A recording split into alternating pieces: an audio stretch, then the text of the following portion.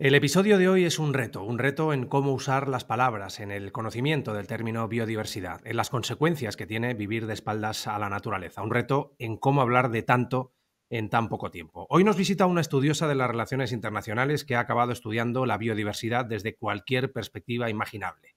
Nacida en Colombia y afincada en Montreal, ha entregado los últimos 4 años de su vida a difundir algo tan obvio y tan importante como que la biodiversidad es el fundamento de la vida. Tenemos por delante a una mujer pionera en muchos aspectos y que seguramente sea de las personas que más sepa de biodiversidad en el mundo, o por lo menos que más informes, eso seguro, se ha tenido que leer para ello. Ana María Hernández Salgar, bienvenida naturalmente, bienvenida al podcast de la Fundación Biodiversidad. Ay, muchísimas gracias. Estoy feliz de estar con ustedes. Gracias por esta invitación. Un lujo tenerte. ¿Qué hace una persona que ha dedicado los últimos 4 años de su vida a presidir la plataforma intergubernamental sobre biodiversidad y servicios ecosistémicos, lo que habitualmente conocemos como IPBES, cuando vuelve a casa sin esa responsabilidad del cargo? Ser una feliz mamá y esposa y dedicarme, bueno, a lo que hace cualquier persona cuando llega y abraza a sus hijos y revisa que las tareas del colegio estén bien y que hace la cena y que, bueno, todo. Uh, la normalidad de casa y la tranquilidad de casa es el mejor momento después de todo un día de estrés. Bueno, claro que a mí lo que hago, mira, te voy a decir una cosa, lo que yo hago me encanta, me fascina, es mi pasión. Entonces paso de la pasión de mi trabajo en biodiversidad a la pasión y el amor de mi casa. Eso es, básicamente. Y en tu caso, que seguro que es así, como nos pasa a muchos, pero en tu caso con más razón todavía, seguro que eres de las que te llevas el trabajo a casa. Es decir, ¿qué tareas en materia de biodiversidad inculcas a tu familia? Oh, a ver, es que hay dos cosas. Cuando yo llego a casa, yo he sido toda la vida lo que llaman workaholic, trabajólica. Entonces, yo dejo el computador porque mis hijos lo agarran para jugar o para hacer sus tareas, pero por el celular estoy también pendiente de muchas cosas. Cuando uno tiene un trabajo que es a nivel global, tiene que atender requerimientos en diferentes zonas horarias. Entonces, de repente tienes que estar a las 5 de la mañana como a las 8 de la noche trabajando. Pero de todas maneras, en casa, de hecho, hay una conciencia ya muy arraigada ambientalmente hablando, porque mi esposo es biólogo, mi hija menor, que es fantástica, Mariana, ella nació como con ese chip de cuidar, cuidar, de querer la naturaleza. Mi hijo mayor, que es, bueno, él está más por el lado de la, perdón, de la politología. Él también él quiere discutir, quiere analizar los procesos de toma de decisión frente a estos temas que son eh, a veces tan coyunturales y a veces tan complejos. Entonces creo que tenemos como una mezcla muy interesante en casa. Acá en Canadá también hay una obligación muy clara, por ejemplo, de separar bien las basuras, etc. Es decir, tenemos una conciencia como que es ya rutina del día a día Una en de casa. las claves, quizá, Ana María, que lo decías sobre tu hija, es que ella ya nace con ese chip y que igual lo Sí. bueno que estamos consiguiendo es que las nuevas generaciones ya nacen con ese chip de que la Sí. naturaleza no es que se cuide por obligación, es que hay que cuidarla per se, no queda otra. También yo creo que lo importante es en el propio uso del término biodiversidad. Quizás es un término que hace años nadie conocía, nadie usaba, usábamos mucho el término cambio climático, pero de biodiversidad nadie hablaba, pero no es que no hablara, es que no se conocía. Y ahora, por Ujú. suerte, yo creo que ese escalón ya lo hemos superado. La gente ya sabe lo que es la biodiversidad, ya hablamos de biodiversidad en los mismos términos que cambio climático, y ahí sí que creo que hemos avanzado bastante. Sí, definitivamente. Ahora, todavía mucha gente se refiere más a naturaleza que a biodiversidad, lo cual digamos, está bien. Lo importante es la relación que nosotros tenemos con nuestro entorno, con la vida que está alrededor nuestro y que está expresada pues en especies, en ecosistemas, en paisajes, en hábitats. Y la gente efectivamente cada vez más habla de la biodiversidad en todas sus expresiones. Vamos a empezar por ahí. Defíneme para ti qué es la biodiversidad. Bueno, lo que pasa es que el Convenio de Diversidad Biológica, desde 1992, en su texto ya nos dio una definición muy políticamente arraigada, pero también, digamos, que es con una base de discusión científica atrás, bueno, no me acuerdo ahora de memoria, pero pues básicamente es el conjunto de todos los seres vivos que se expresan en sus diferentes niveles y la interrelación entre esos niveles en los que se agrupa la naturaleza, digámoslo así. Entonces estamos hablando que biodiversidad abarca desde el nivel genético hasta el nivel de paisajes, pasando por especies, por ecosistemas y por hábitats. Esa es básicamente la biodiversidad. Dentro de la definición de biodiversidad no se cuenta para aspectos multilaterales, para aspectos políticos, a los seres humanos. Los seres humanos están aparte de la biodiversidad y no se consideran dentro de las especies de la biodiversidad.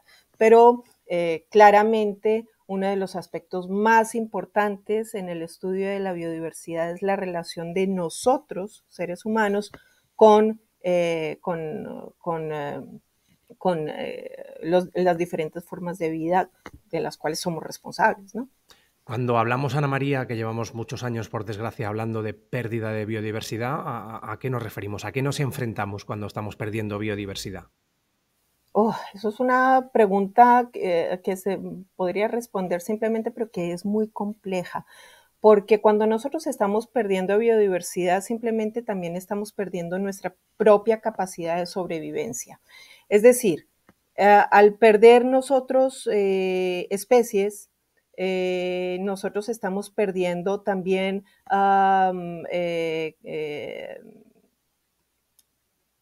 estamos perdiendo los insumos que nosotros tenemos para vivir, como en alimentos, para vestido, para materiales de construcción, es decir, nuestra vida se basa en biodiversidad. Comemos y nos vestimos y nos medicamos nos medicamos con la biodiversidad, exactamente, en todos sus aspectos. Entonces, la pérdida significa que nosotros estamos perdiendo esa capacidad nuestra también para tener un bienestar humano. Y por el otro lado, si nosotros tenemos pérdida de ecosistemas, por ejemplo, también estamos abocados automáticamente a perder contribuciones tan importantes, por ejemplo, como la regulación de agua, como la regulación de aire, que también inmediatamente nos afectan. Cuando nosotros estamos perdiendo ecosistemas, también automáticamente estamos sujetos a ser, digamos, a correr el riesgo de asentarnos en territorios que pueden estar sujetos a inundación, a deslizamientos. Entonces, hay una serie de situaciones que están totalmente entrelazadas entre la pérdida de biodiversidad y la supervivencia de nosotros como seres humanos, sin ser apocalípticos, simplemente diciendo las cosas pues como son. Mira, ya que sacas tú el término apocalíptico, muchas veces se dice, decimos, y en este podcast lo hemos tratado muchas veces, que igual el problema es que el mensaje que transmitimos es siempre negativo, es siempre que estos son todo catástrofes, que se acaba el mundo, que quizá hay que empezar también a comunicar en positivo, en lo bueno que tiene conservar y restaurar esos ecosistemas.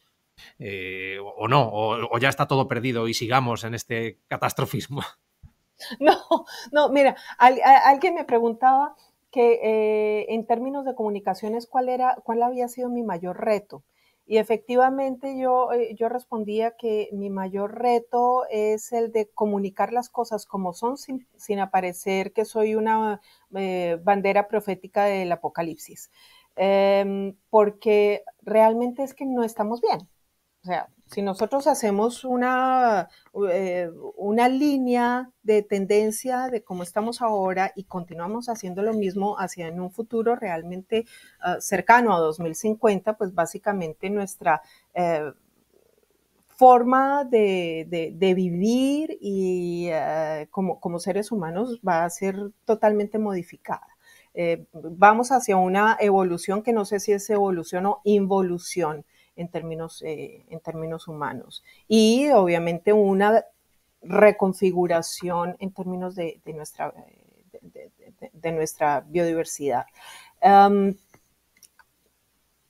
Claramente es muy importante, es básicamente importante que veamos que frente a cada reto, frente a cada complejidad, frente a cada problema que tenemos en términos de pérdida de biodiversidad, veamos que hay ejemplos que han logrado revertir esos procesos de biodiversidad. Entonces, el hecho es que sí está la cosa compleja, pero sí hay posibilidades de alterar la cosa para que podamos hacer una transición adecuada hacia la sostenibilidad y no quedarnos en esa curva negativa.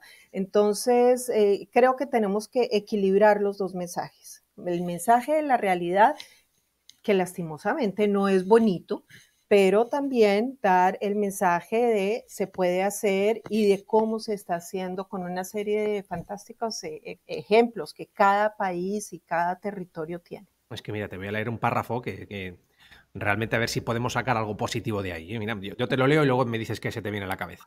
La pérdida de Ok. especies salvajes nunca había sido tan rápida en la historia de la humanidad. La contaminación marina se ha multiplicado por 10 en el último medio siglo y el 75% de la superficie terrestre ha sido alterada por los humanos. La superficie urbana se ha duplicado en los últimos 40 años. Más de 1 millón de especies animales y vegetales están en peligro de extinción. Así es, y eso es básicamente los mensajes claves, algunos de los mensajes claves de la evaluación global de la IPBES que se aprobó en el 2019. Por eso digo que lo que han expresado los expertos, que además yo quiero resaltar que el trabajo interdisciplinar de expertos en el marco global ha sido supremamente riguroso, supremamente serio al mostrar estas evidencias, pues lo que nos muestra es que básicamente en los últimos 100 años hemos intervenido de una manera tal bueno, la biodiversidad efectivamente se ha perdido como nunca antes en la historia, lo cual también ha significado un impacto gigante en nosotros como seres humanos, en nuestra salud, en nuestra nutrición, en nuestra digamos, configuración biológica, todo es una afectación. Eh, los números son impactantes, que estamos perdiendo 1 millón de especies, que hemos perdido el 60%, más del 66% de los océanos están altamente intervenidos, que hemos perdido el 85% de los humedales, etcétera. Es decir, son números realmente complicados. Ahora, ¿qué es lo que tenemos que hacer? Ya eso está. Lo que tenemos que hacer es proceder a tratar de recuperar en la medida que podamos recuperar los ecosistemas que han sido degradados, tratar de conservar y usar sosteniblemente a las especies de la cual nosotros nos aprovechamos y a la cual pues le tenemos una presión por sobreexplotación y tratar de generar una conciencia social para que caminemos en un proceso de transición. No podemos decir que volvamos a tener un planeta con la biodiversidad que teníamos hace 200 años. Es complejísimo, pero lo que sí podemos hacer es disminuir lo más posible los procesos de presión, los procesos de transformación negativa para que podamos ser sostenibles a un futuro, conociendo la estructura y las funciones de los ecosistemas y las dinámicas de las especies pues, de las cuales pues, nosotros dependemos. Ahora, la naturaleza evoluciona en sí misma. Es importante decirlo. No es que nosotros si nosotros no hacemos nada y nos quedamos quietos, la naturaleza va a permanecer tal cual la conocemos ahora. La naturaleza también va evolucionando según una serie digamos, Sí, en base a cómo tú la tratas, ella va evolucionando. exacta, no, y per se la naturaleza evoluciona porque tiene diferentes dinámicas. Diferentes ciclos. Lo que, exactamente. Ahora, lo que nosotros realmente tenemos que entender es que en esa evolución estamos empujando esa evolución de una manera que la naturaleza no puede recuperarse, no puede llegar a prestar los servicios que debería estar prestando, sino que está simplemente perdiéndose. Y al perderse, pues entonces ahí tenemos un proceso de, de impacto directo.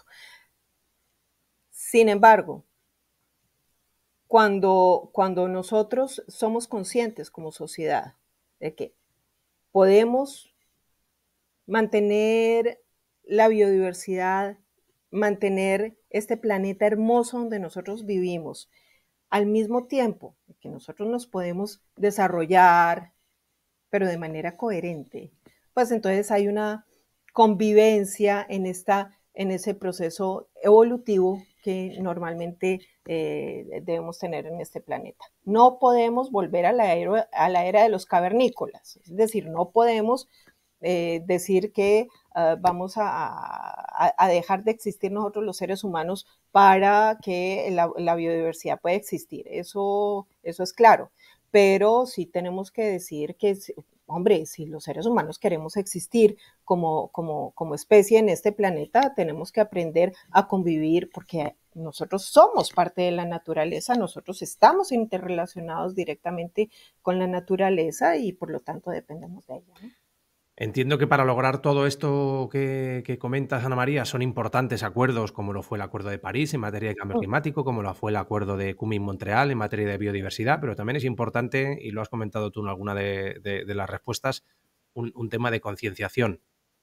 No es poner el foco en el ciudadano, para nada, no es que el ciudadano tenga la culpa de todo lo contrario, seguramente tiene la solución de muchos de los problemas. Es una cuestión cultural, quizá, de que los gobiernos o los acuerdos tienen que poner una serie de normas, una serie de reglas y de caminos a seguir, pero luego el ciudadano se tiene que concienciar también de que ciertos hábitos, ciertas formas de consumo, ciertas formas de moverse, tienen que cambiar. Sí, yo me acuerdo que cuando yo estaba chiquita, cuando yo era niña, lo que le decían a uno en la casa y en la sociedad en general, pues en el colegio, era que uno debía siempre mirar hacia el frente para tener lo que decían casa, carro y beca, es decir, que nosotros debíamos formarnos para poder ser profesionales, para poder trabajar, pero para poder consumir, ¿no? Entonces, para poder tener todo lo que siempre hemos anhelado tener. Y básicamente yo y muchos hemos crecido en una sociedad que te invite a consumir, a consumir, a consumir, a consumir, porque entre más tienes, más eres. Y ese es un problema efectivamente cultural. No estoy diciendo con esto que la sostenibilidad significa dejar de tener las comodidades. Lo que estoy diciendo es que tenemos que tener una conciencia y una responsabilidad para nosotros y para nuestros hijos y para nuestra sociedad en general y para el planeta. Ahora bien, yo creo que aquí convergen diversos temas, porque muchas veces se echa la culpa de todo al gobierno.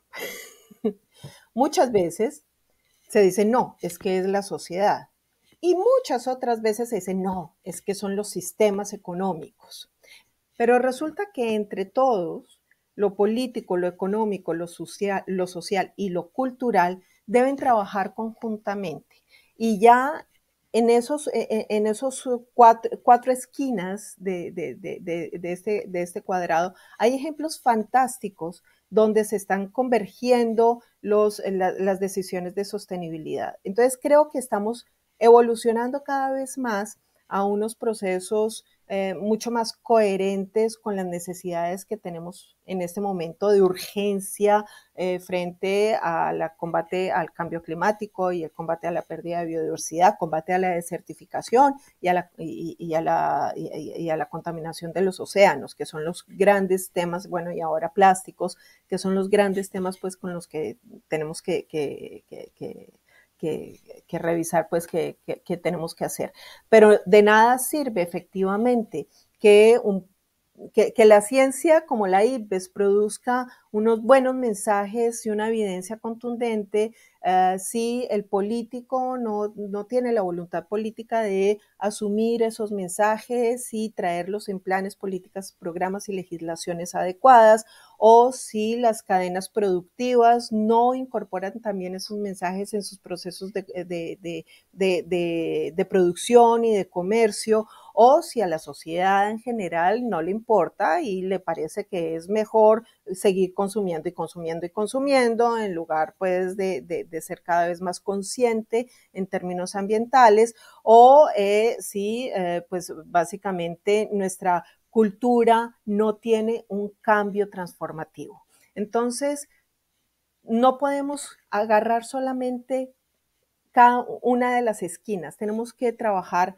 todas conjuntamente para poder efectivamente llevar y qué pena repetir, pero llevar a esos cambios que nos van a transformar tanto en comportamiento como en valores sociales para lograr pues un futuro mejor en nuestro planeta. Eso es básicamente, pero es conjunto, es un esfuerzo conjunto de todos.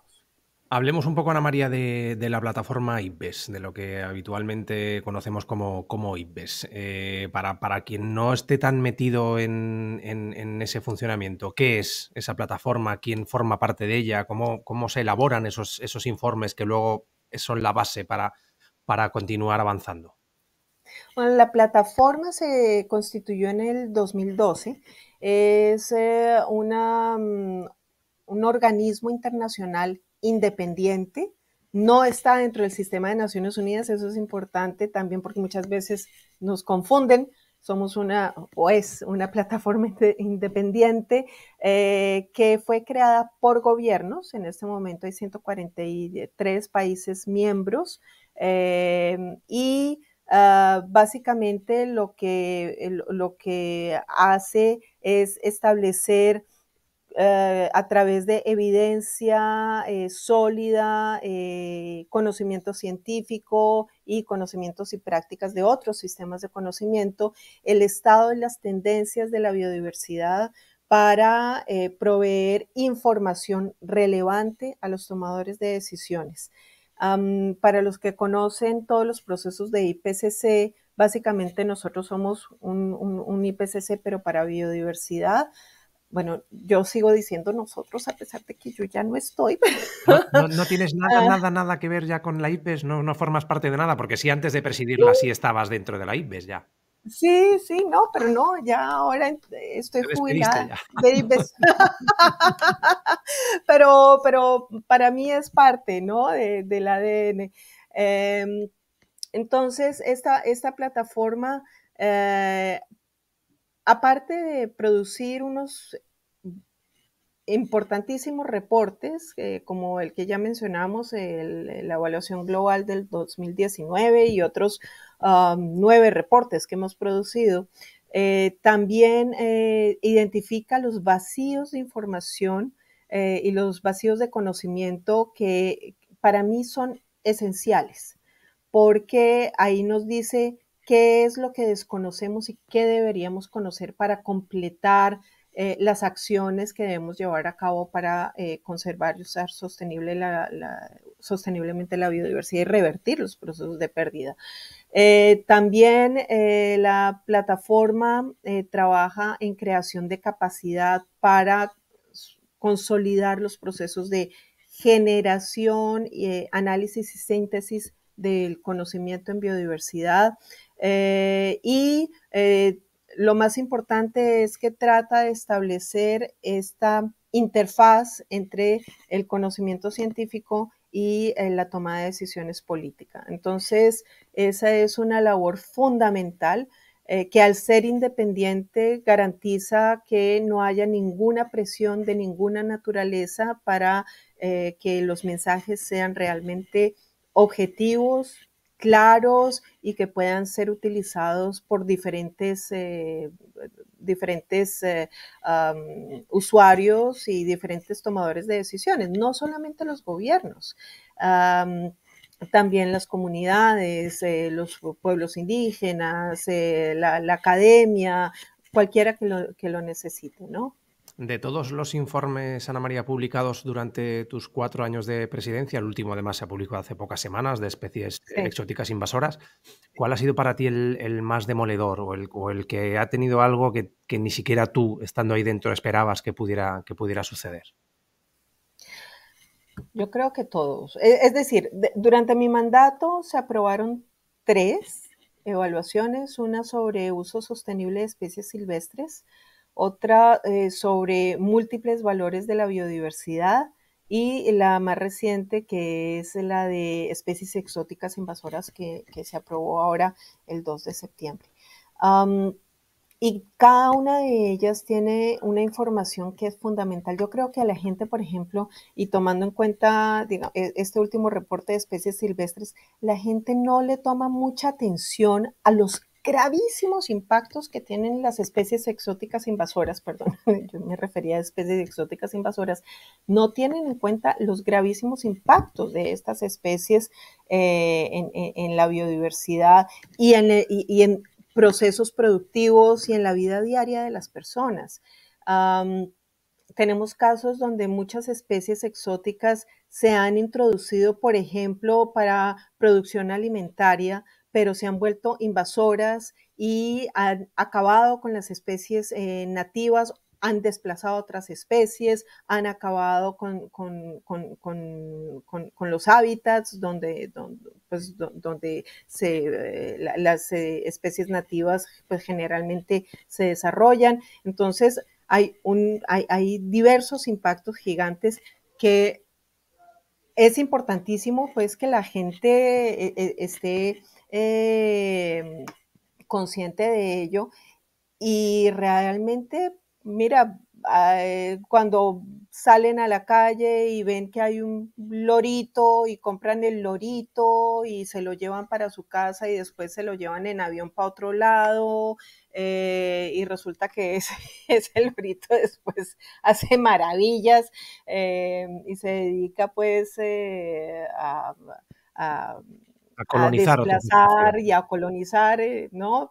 También tenemos, por ejemplo, el caso de las abejas, la apis mellifera puede llegar a ser una especie exótica invasora en algunas regiones. Ahora es muy interesante porque en algunos sitios una especie es nativa y después la introducen a otro sitio y termina siendo terriblemente invasora. Pero para mí ese es un tema fundamental. En el tema de uso sostenible de especies silvestres, el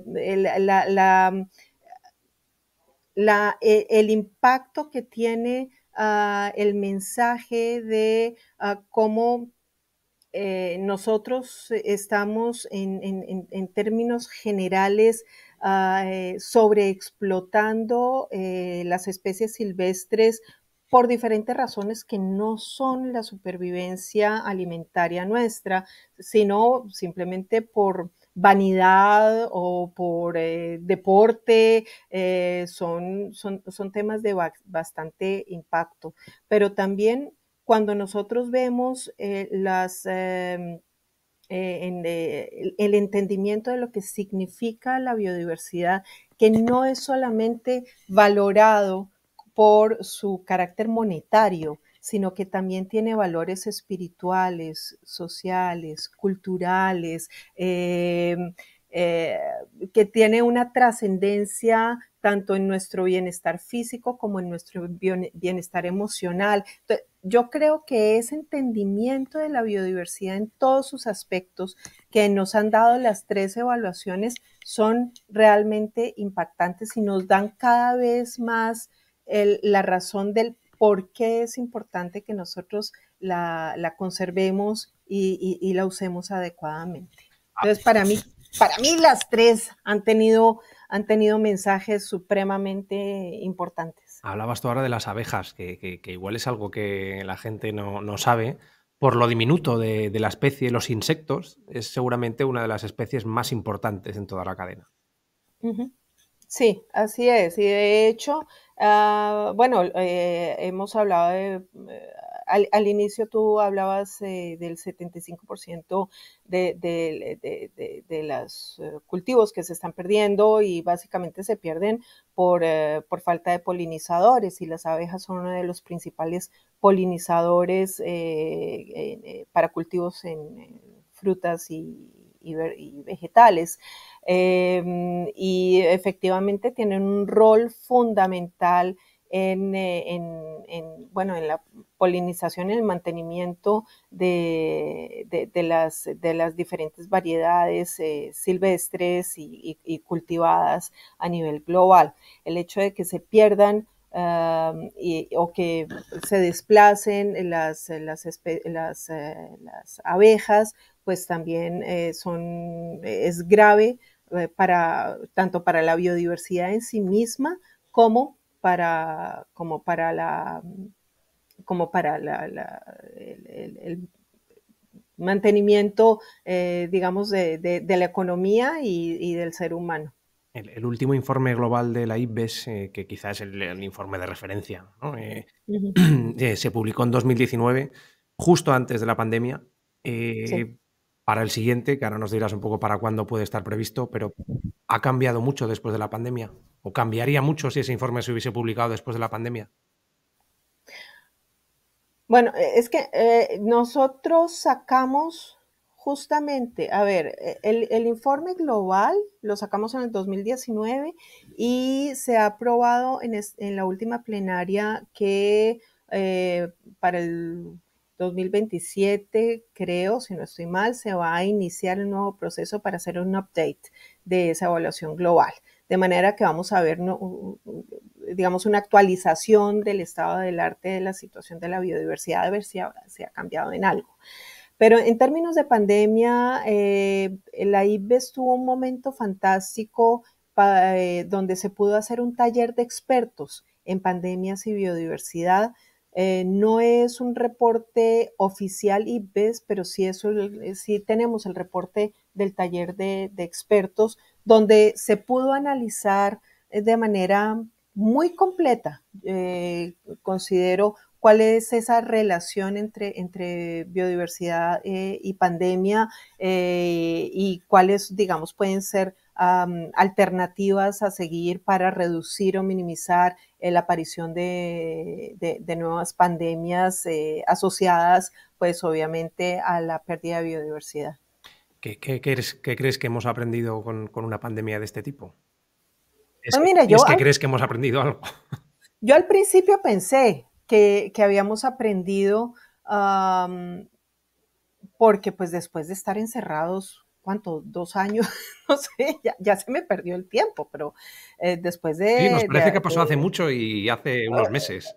exacto, pero después de tantas muertes, tanto dolor, tanta impactos en el sistema sanitario, en el sistema, en los sistemas económicos, en nuestra vida diaria, en nuestro vivir, pues después de eso yo pensé realmente que se había reflexionado un poco al respecto y que se había aprendido, pero creo que ya la gente suavizó y dijo, esto ya pasó y me da la impresión, pero eso es muy subjetivo, me da la impresión de que hemos vuelto como otra vez al business as usual. Es decir, estamos haciendo como las cosas otra vez de manera relajada, otra vez relajamos todos los sistemas de bioseguridad nosotros, entonces veo en la calle la gente otra vez tosiendo y estornudando al viento, el tema de lavado de manos, el tema de cuidado frente a contagios, ha disminuido ese cuidado. Pero creo que en términos, digamos, de trabajo sanitario en los posibles espacios que son posibles focos de contaminación y de adquisición pues de enfermedades zoonóticas, ya hay mayor precaución y se están dando las alertas tempranas mucho más rápido, lo cual es muy importante. Porque eso nos ayuda a reducir la posibilidad de una nueva pandemia. Entonces, como que sí y como que no. Como que sí, pero que no.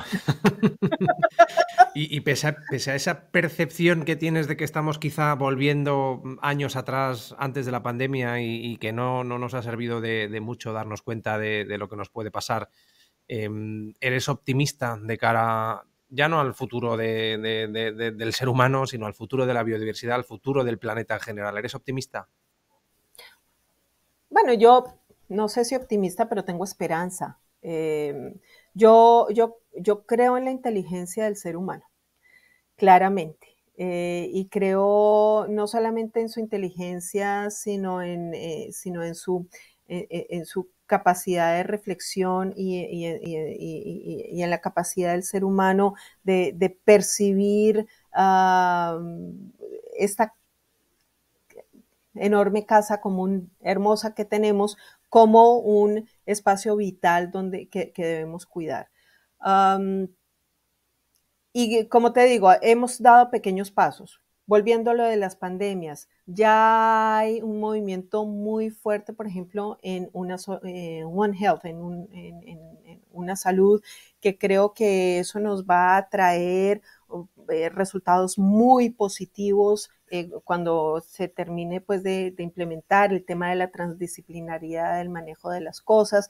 Hemos estado trabajando de la mano para temas como soluciones basadas en la naturaleza, el esfuerzo mundial en esta década de la restauración de ecosistemas. Entonces, sí creo que se están haciendo movimientos cada vez más fuertes para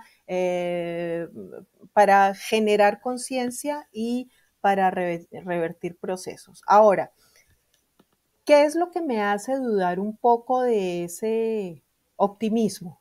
Me hace dudar que no hemos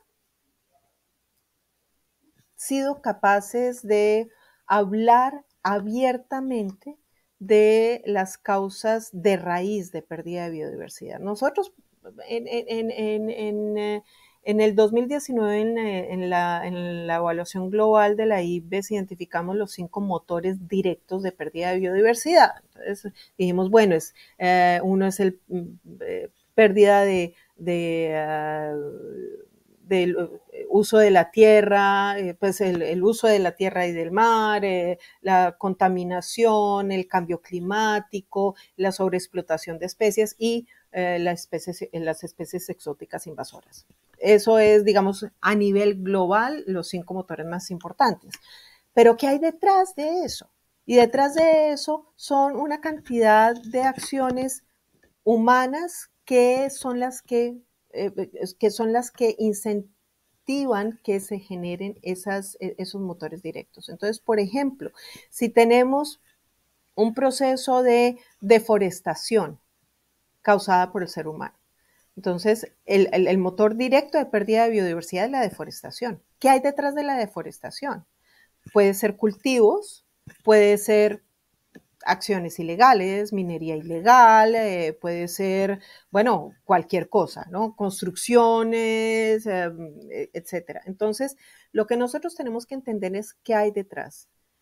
Hay problemas de seguridad, hay problemas de pobreza, hay problemas de desarrollo, hay problemas de institucionalidad, hay problemas de gobernanza y todos esos son los que tenemos que tener en cuenta si queremos resolver los problemas de pérdida de biodiversidad, que además, curiosamente, nosotros hicimos un trabajo también con expertos de IPCC y sacamos un reporte conjunto de expertos de cambio climático y biodiversidad IPCC IPBES. Y en ese reporte identificábamos que gran parte de esos motores indirectos, de esas causas de raíz de pérdida de biodiversidad, lo comparten la biodiversidad y lo comparte el cambio climático. Entonces, en la medida en que nosotros realmente trabajemos esos problemas que son lo que digo yo, de economía a nivel económico, a nivel legal, a nivel político, a nivel educativo, etcétera. Entonces podemos resolver los problemas ambientales que se generan a una escala, digamos, a un Superior. nivel superior. Um, pero es complejo, muy complejo, que abiertamente la gente quiera hablar de eso en términos de decisión política. Entonces, cuando, por ejemplo, en un organismo multilateral vamos a hablar de comercio y biodiversidad, la sensación, si uno está sentado en el área de comercio, es que la biodiversidad es una barrera al comercio. Y si uno está sentado en el lado de la biodiversidad, la sensación es que el comercio es un ogro para la biodiversidad. Entonces, no tenemos un diálogo realmente común donde nos sentamos los sectores que estamos produciendo la pérdida de biodiversidad para llegar a objetivos comunes y consensuados. Y en términos de política, es muy complejo decir, ok, yo entonces me comprometo a cambiar este sistema económico, a darle este revolcón al sistema legal o político que tengo, o a generar estos contenidos educativos, o a revisar la institucionalidad, porque eso va mucho más allá de un simple tema ambiental. Y lastimosamente, la biodiversidad se ha visto solamente como un tema ambiental, pero no es un tema ambiental, es un tema que cruza todos los sectores, que cruza todas las agendas y que además tiene dinámicas y de hecho expectativas que van inclusive hasta lo ético, hasta lo moral. Entonces, hay que profundizar en esas causas de raíz, que es, y si no podemos hacerlo, yo sigo insistiendo que la esperanza se mantiene, pero es muy difícil revertir a un largo plazo los procesos de pérdida de biodiversidad y de cambio climático. Pues nos quedamos con esa esperanza y con ese objetivo, que logremos aunar esfuerzos entre todos los sectores para avanzar hacia un único camino, porque igual que hablábamos de una única salud, es que hay un único camino posible que seguir para avanzar en la línea correcta. Ana María, ha sido un lujo tenerte, ha sido un placer conversar contigo en estos minutos. Podríamos estar hablando de biodiversidad muchísimo más tiempo, pero yo creo que con esta primera entrega ya habrá más, lo podemos dar por suficiente. No sé si después de 25 o casi 25 o más de 25 años trabajando en temas ambientales vas a ser capaz de desconectar de los temas de biodiversidad o si vas a seguir conectada de alguna manera. No, yo quisiera seguir conectada. Para mí, como te digo, está en mi ADN, es mi pasión.